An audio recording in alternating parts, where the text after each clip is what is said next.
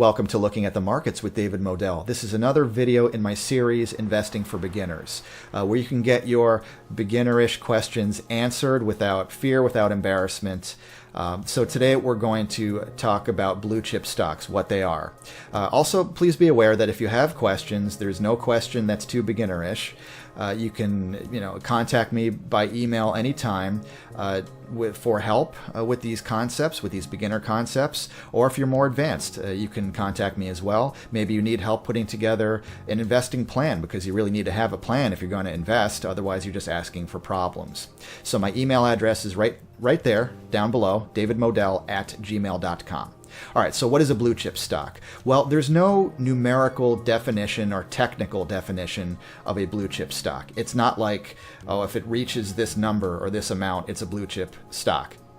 So it's more of a kind of almost a vague concept, really. But blue chip stocks, generally speaking, are larger and more famous companies or stocks representing those really, really big, famous companies. Oftentimes, these companies are leaders, at least financially speaking, and in terms of name recognition, they are oftentimes leaders in their particular industries.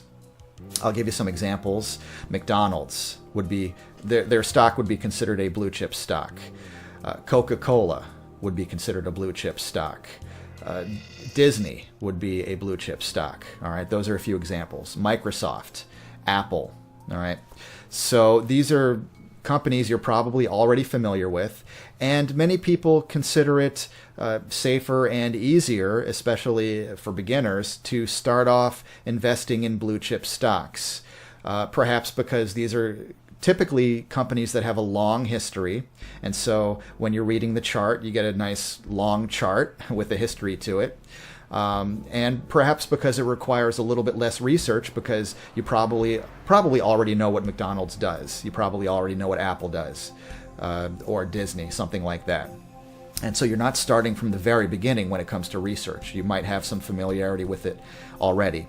And that doesn't mean that blue chip stocks are any better or any worse.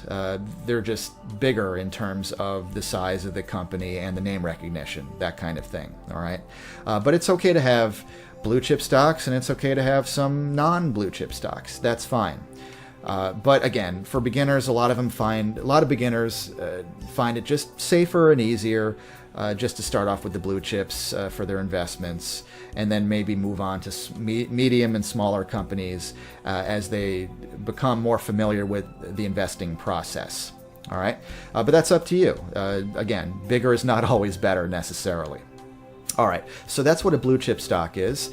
This was a quick video, and because it's not that complex of a topic to talk about, but it might get you thinking about the size of the company when you decide what to invest in.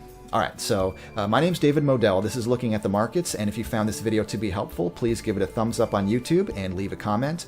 And please subscribe to my YouTube channel and hit that bell on YouTube so you can receive the latest updates on my financial educational videos.